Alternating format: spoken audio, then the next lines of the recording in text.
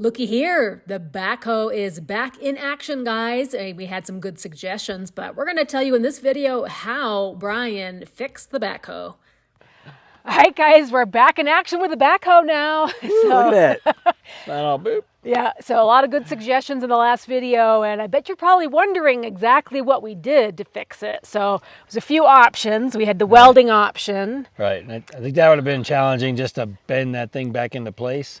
Yeah. Because there was still a lot of steel that wasn't broken, and probably would have had to drive over it with the tractor or with the truck or something to try and bend it back. Yeah, there just really wasn't an easy way to get it back to a weldable position. Anyway, without a lot of trouble.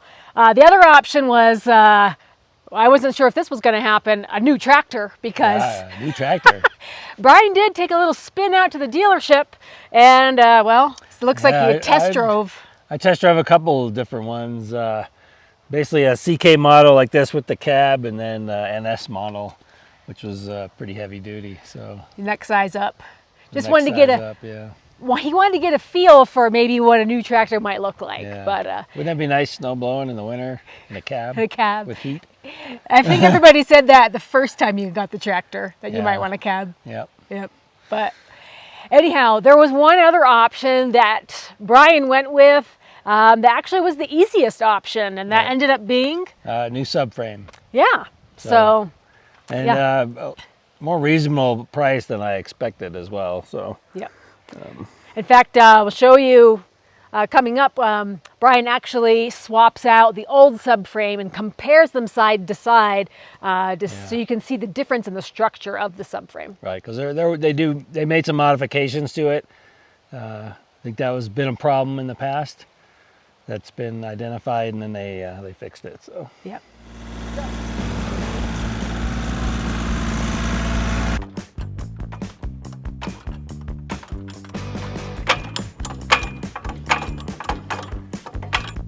That's how you put force on a wrench.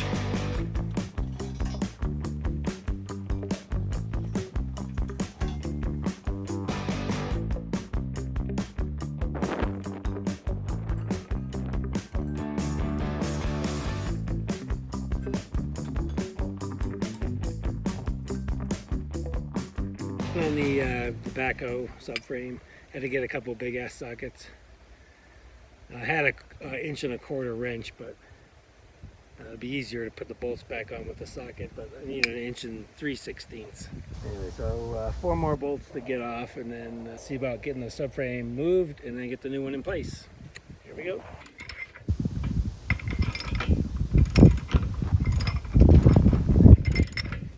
What's nice about this bolt is they've welded on a flat piece of metal bar here, so the outside of the bolt can't turn.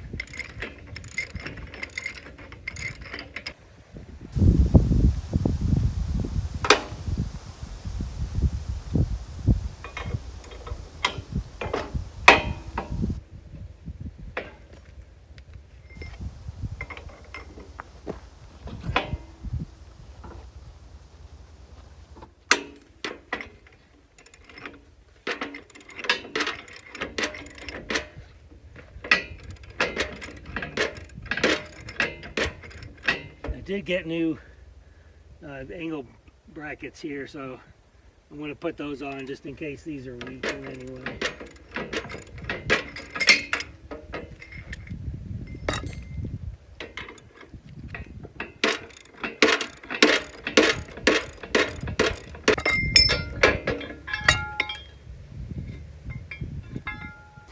All right, one thing I'm going to show you is that they made the subframe stronger, and here's the old one.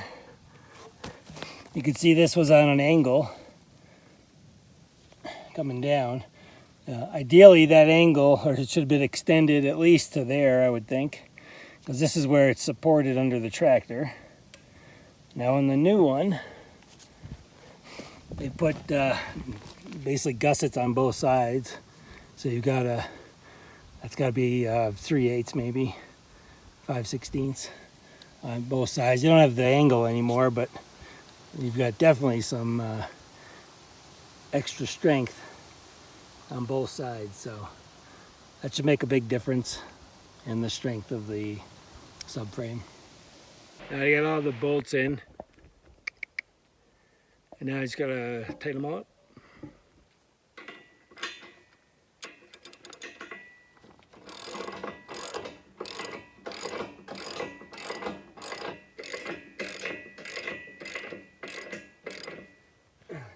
We had one split washer that was broken, so I grabbed one out of the package of hardware.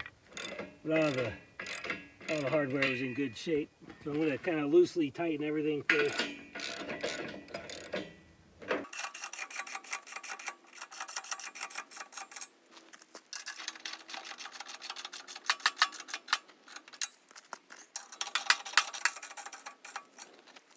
That big socket needed a reducer on it, so and the only one they had it Tractor Supply was this impact one. So of course that alone cost more than all the sockets.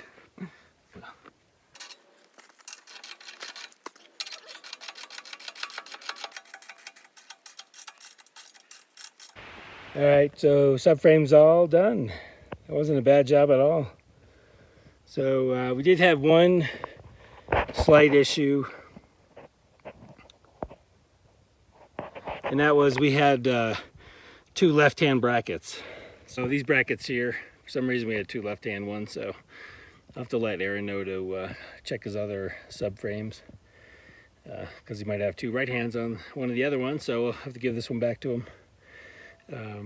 That other one was in good shape, so should be just fine. All the bolts were good, and just that one washer, and now we can get it back in and get back to work. Bryan Hager digging in the dirt again. What love to do. Yes, he loves to dig trenches. Right down to that. I didn't make it very straight the first time, so. Oh. Conduit.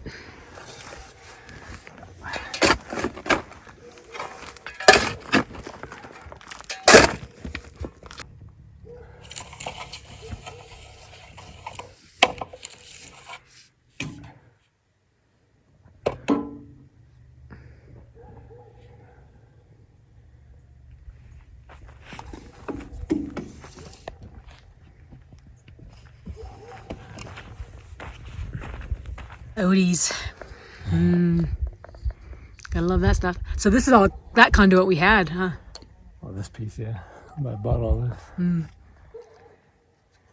I think they make an electrical one. You just put one on, but they already had primer, so. Right. Watch out, Vigo.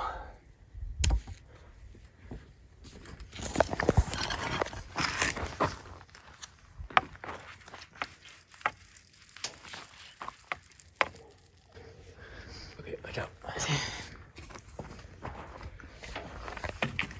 There we go.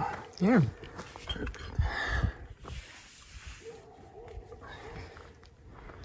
I need some dirt. So under the backhoe there, it's that solar array. That's what that Yeah. little white thing is, hiding all of the All the bolts and. yeah, cut that off. The rebar can get cut off. Yep.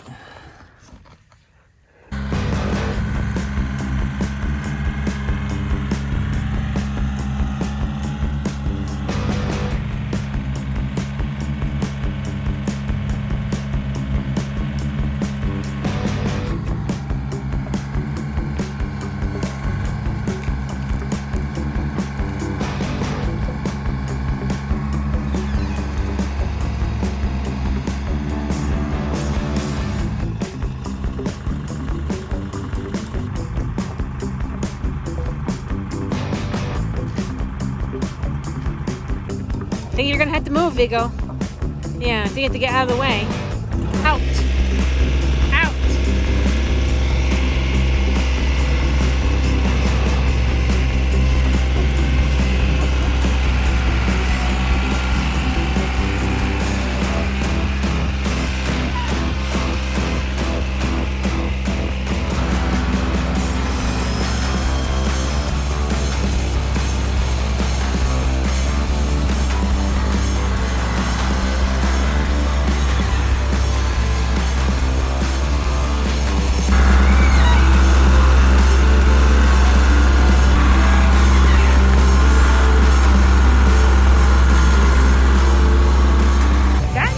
bad spot either, Bingo. And yeah, we're back in action. In fact, today, getting back into some more backfilling, Bryan was installing the conduit for where the solar array is going. So, Right. yeah, and then filling that in, and now he's able to backfill all the way up to the greenhouse. So let's see, we got a little bit more backfilling over there. The water supply is going to be on that side, so I'm going to put another piece of conduit there. Okay. So that I can finish backfilling.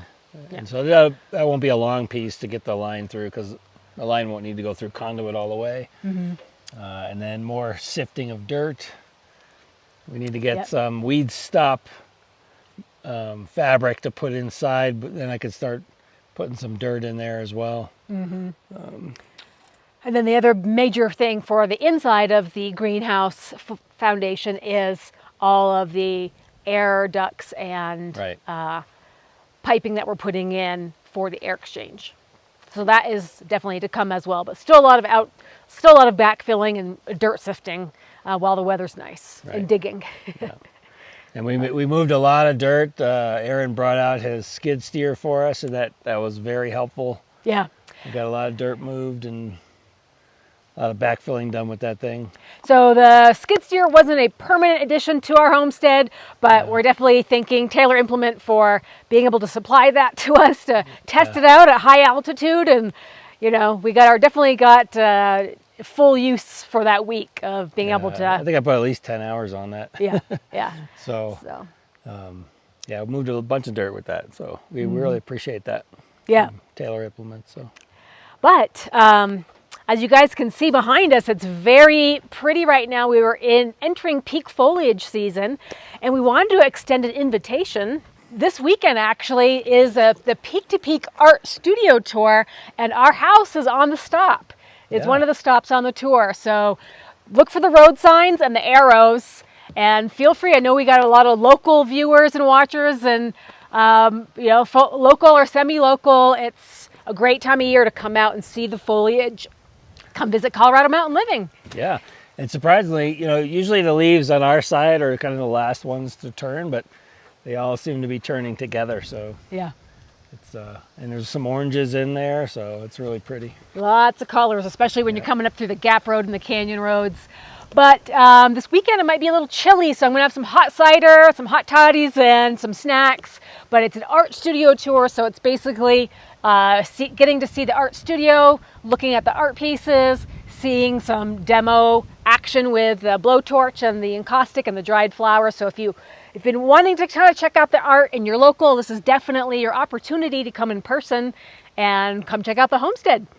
Can't promise there won't be any snow because I saw a snowflake in the forecast. So yeah, definitely. The first wet winter weather. Anyways, guys, come say hi to me and Bryan, and hopefully we'll see you this weekend. But if not, we will be continuing to work until we are covered in snow on this greenhouse to get it buttoned up before winter. Yeah. Right? Right. Before winter. Before winter. Yeah. It just glazed over me. It's glazed over. Today feels like a summer day. Pretty nice. All right, guys, stay tuned and we will keep you posted. All right, thanks for watching. On the homestead. See ya. Bye-bye.